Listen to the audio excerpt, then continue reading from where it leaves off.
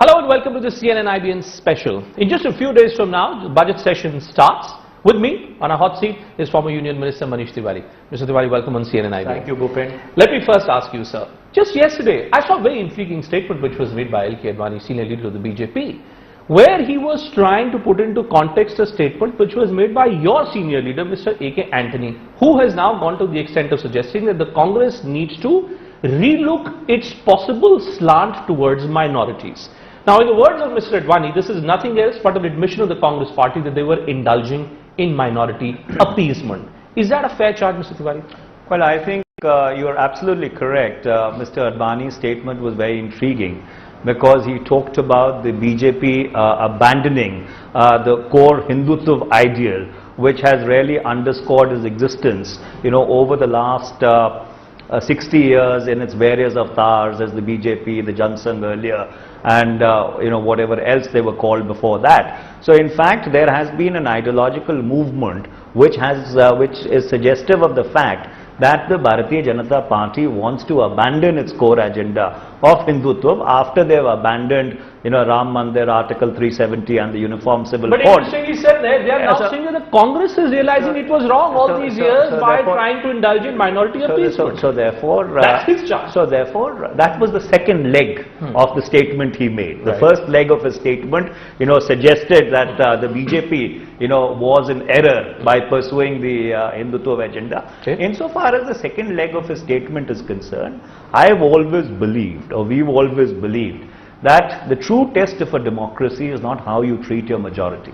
The true test of a democracy is how you treat your minority. The majority, by its sheer definition, is stable and secure because of numbers. The insecurity is inherent in a minority, and if you walk the extra mile in order to integrate the minority into the mainstream, it is not appeasement. Is Mr. Antony wrong? When Mr. Antony says that the Congress perhaps paid a price because of its perceived slant towards the minorities. Well, first of all, there is no clarity about the fact. No, it's a statement, sir. It's a very clear-cut statement. Allow me to complete. Yes. There is no clarity about the fact whether Mr. Antony, who is an extremely respected and a senior leader and was one of our senior ministers, was speaking in the context of Kerala, or was he speaking in the national context? Because at times the political situation in a particular state, where he comes from, may have certain angularities and peculiarities which he may have been referring to. But if at all, he was even speaking in the national context, since it's a statement which comes out of him, I think in the whole process of introspection and churning which is going on, if at all, that was the intent and purport of his statement, I'm caveating my remark with that, I think it should be factored in, because after all, we are going through a churn whereby after 10 years in office, we have a mandate now whereby our numbers have been fairly diminished. So therefore, it calls for an introspection. So in that introspective process, whatever voices filter in, I think need to be at least taken cognizance of. But I don't. I'm slightly confused, sir. Because on one hand you have the Maharashtra Chief Minister Prithviraj Chauhan, who's gone to the extent of providing 4.6% reservations for minorities. On the other, you have Mr. Antony, who's asking the Congress party to ask this question out of its own self, whether it is making a mistake by indulging in, if I was to interpret his statement, minority appeasement. Which of these two taxes? Well, first of all, as I said, walking the extra mile, including the minorities in the national mainstream through affirmative action, which includes reservation, is not minority appeasement. Are you not worried that maybe that's a message which is gone out to the people of the country? That is not the minority appeasement. Why the Congress came down to 44 seats, there are various reasons for that, and that's why there's an introspection process which is going on. But if at all, there is a suggestion by a senior leader, in whatever context or perspective it has been made, it'll obviously get filtered into the introspection process. But if you personally ask me,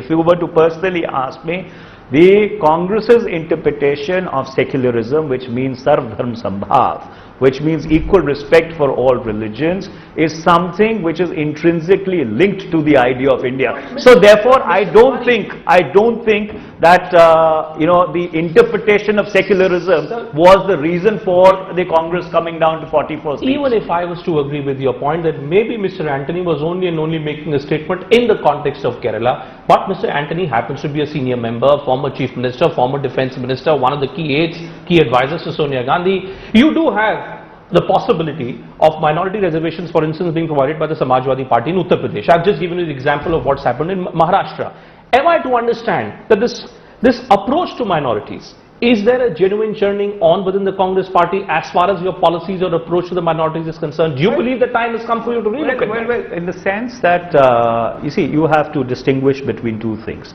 One is affirmative action, and number two is your broader approach towards integrating the minorities into the national mainstream. The first is actually a subset of the second, and every political party goes through a process of introspection whereby you try and see as to how every section of society can be better included into the national mainstream. On the program today, Mr. Tewari, that maybe the Congress needs to relook its strategy. The strategy that you have adopted so far over the last 10 years or 15 years in terms of dealing with minorities, whether it's through affirmative actions, whether it's through reservation policies, even if you were to not use the word appeasement, fair enough. But are you willing to concede that maybe the time has come for you to relook at your approach, sir? Well, if you are specifically asking me that has the time come to relook at our policy towards the minority in the context of the electoral debacle, my answer would be no, because I do not think that is the reason for the electoral debacle. If you are asking me that as a part of the larger churn, when you are relooking at your approach towards various things, would you also, or is there a need to look at this question also? Yes, conceptually and philosophically, then the answer would be yes. But to try and extrapolate it and link it to the electoral debacle. I don't believe that the perception which went around that here was a party which was only and only thinking in terms of minorities as mere numbers who had to be tapped into at the time of elections. You don't believe that that's the perception which went against you? I don't agree with that at all. There were various reasons for the defeat of the Congress. In certain states, there was a process of religious polarization which was set in motion by the Bharatiya Janata Party, which is something which they have been doing over a period of time. But the reverse side of that is also this, you were trying to make politics of the other. I don't think so. If not polarized, you were trying to reach out to a particular section as well. Well, I think we were trying to reach out to all sections. You were trying to reach out to the minorities. No. We were trying only to the minorities. We were trying to, which is why maybe your argument against the BJP falls flat. No, Bhupin, I disagree with you. We were trying to reach out to all sections of society. They were reaching out to a particular section of society. That's the difference. Sir, you call it they were trying to reach out to a particular section of society. I say your entire that I remember those huge hoardings which were put across the country in Rahul Gandhi's face, and it said, not I but we, main nahi hum. Now, you say it's main nahi hum. I say that your argument against the BJP, the same argument which should be made against you. Were you also not only and only playing politics, trying to position yourself as champion of a particular subset of India, which was one community? Well, I'll ask you a question. Do you believe that the word we is intrinsically linked to India's pluralism or not?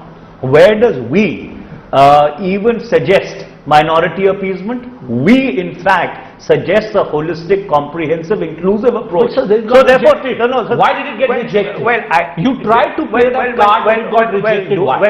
If you are trying to attribute the electoral debacle to the word we in inverted commas, I would reject that assumption itself. A sense of resentment. I would reject that assumption. No, a sense of resentment against I don't think the we-I debate, was really the central debate of this election, but it is an underlying debate in every election, because that's a fundamental fault line. That's a fundamental fault line. If you believe that that's a fundamental fault line, why are you unwilling then to concede, sir, that maybe you made a mistake? No, I don't. Maybe you were only identified associated with one community. I don't think so, for the simple reason that if India has remained a pluralist secular democracy, it is primarily because of the fact that there is a political force in India which, irrespective of the political cost, has always espoused the cause of inclusiveness and mainstreaming the minorities. 44 So seats, therefore, Mr. Tewari. well, You're down to 44. Surely there must be someone within the Congress party who must be asking these questions. I'm asking you, sir. Well, I've also seen those days when we were 415 and the BJP was 2. I've also seen those days when the Congress was 5 in Haryana, and in 1991, we formed the government. It's just a circle of democracy. It doesn't matter much. Then you need not be asking yourself the soul-searching question that I think the soul-searching question that you are very specifically and asking me in a targeted manner implicitly rests on an erroneous assumption, because if you were to remove this basic cornerstone, I don't think there would be any India. Okay, let's move on then. The other point which has been made, sir, and again this is very important because it just comes just a few days before the budget session. Your senior leader Digvijay Singh now going on record and suggesting that Rahul Gandhi doesn't have the temperament to rule. So just a few days to go for the session, don't you think that this will be a huge embarrassment for you?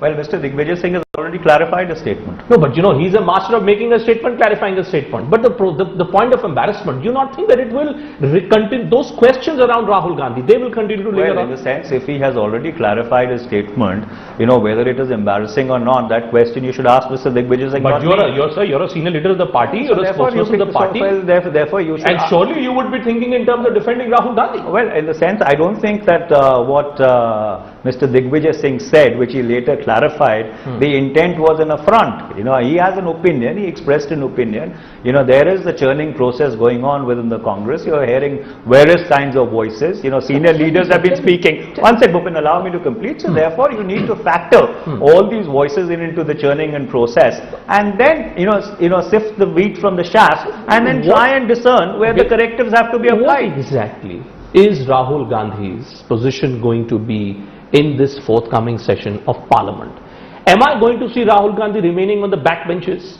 Am I going to see Rahul Gandhi as a political tourist as he has been known over the last 10 years? Is Mr. Rahul Gandhi going to change in any way?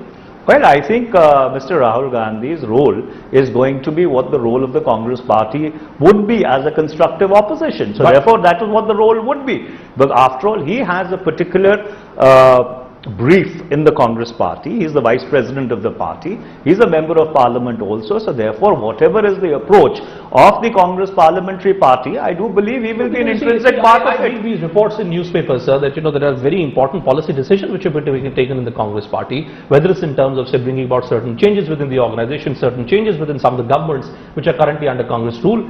And Rahul Gandhi is not there, and all those decisions are being held up because Mr. Gandhi is not there. Now, is Rahul Gandhi going to be a politician in absentia? Will he continue to remain that, or can we expect Rahul Gandhi to start maybe leading from the front? Was that a statement which came out of the Congress party? That's a statement that I'm making. No. Well, is it a statement that came out of the Congress party? You see, first of all, you read some speculative stuff in the newspaper, then you try and evidence it, by turning it into gospel.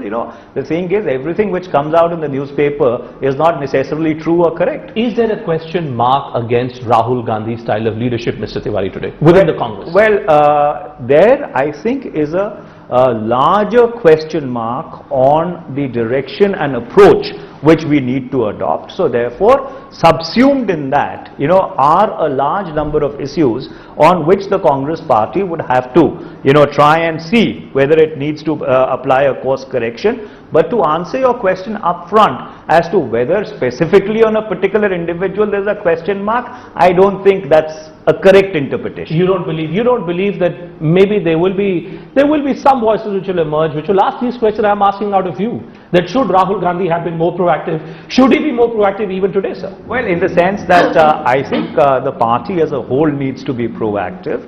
The party as a whole. But what about the individual? No, well, I think the individual gets subsumed in the party. Ultimately, the Congress is an organization, and the Congress organization from the village to the national level has to, get moving. Come on, Mr. Well, that is the way the Congress works. That is the way the Congress works. Always been for the last 10 to 15 years, in fact, right since its inception, the Congress has been dominated by members of one family. Today, you're telling me it doesn't matter. Those members are just a part of a larger subset, part of the larger Congress family. Let me tell you very clearly that this country in fact, a long time ago moved beyond surnames. Right. In fact, in 2004, if the Congress came back to power and the UPA was constructed, it was not because of a surname, it was because of the effort which Mrs. Sonia Gandhi had put in from 1998 to 2004, which got us, into government, and it got renewed in 2009. So therefore, this charge of dynastyism, I think is a very stale and outdated charge. Fair enough, but maybe the point that was being made by Digvijay Singh, and I hear this in murmurs through a lot of other Congress leaders as well, Mr. Tewari, is that maybe the time has come for some within the Congress party, certainly within these 44 elected MPs of the Congress party, to ask this question to Rahul Gandhi. Are you there in that position because of your surname, or are you there in that position because of your credibility, your ability? How would you respond to that? Well, I think the correct response to that would be that the party as a whole needs to get its act together. This individual finger pointing, which you are alluding to, I don't think is going to get us anywhere. Eventually, what is required is that you need to have the will to power, and you need to perform as a constructive opposition from the grassroots to the national level, so that you are able to play the role of a cohesive, holistic or opposition party across the country. For instance, just look at what's been happening for instance, in Delhi University over the last couple of weeks. The HRD ministry has been completely silent. The Delhi University Vice Chancellor has been silent. The UGC has been silent, and the future of lakhs of students has literally been hanging fire, sir. I didn't see any statement from Rahul Gandhi. Now, I'm not suggesting that Rahul Gandhi needs to respond to everything, but my point is, does this not reflect that maybe the Congress is yet to get its act together as a responsible political outcome? I think there was a statement off the bat, from the Congress on day one, that this government and the Ministry of Human Resources Development has messed up the entire issue. They have trifled with the autonomy of the university. They have not been able to adopt a correct approach, even if you wanted to bring about a course correction or a reversal. And in the process, the Delhi University has become the laughingstock of the world. Because if one of the oldest universities in the country is not able to decide whether it wants a 3-year graduate program or a 4-year graduate program, and you have the government trying to shoot off the shoulders of the University Grants Commission, which in fact has very ominous implications for the autonomy of other universities also, I am afraid. Who will fight all these points? Well, I think the important thing is that we fought this in the public domain. When the Parliament session comes up, it would be fought there. It will be raised in Parliament. It would be obviously it would be raised in Parliament. Who will raise it in the Congress has very eminent members in both the Lok Sabha and the Raj Sabha. It would be raised, and it would be raised in all other fora. It was raised by the National Student of India. So therefore, you see, your entire as a former minister, Mr. Tewari, wouldn't you agree that maybe it would have been better if the Congress had a leader who was visible, a leader who was focused, sharp? Because look at the number of issues you have. You have the issue of an affidavit which has been filed by the HRD minister again. I don't see too many statements coming up. You have the question of FIUP Rao that you and I are talking about. Price rise. Almost every argument which was made by the Congress party when it came to dealing with price rise is the argument which is being made by the BJP.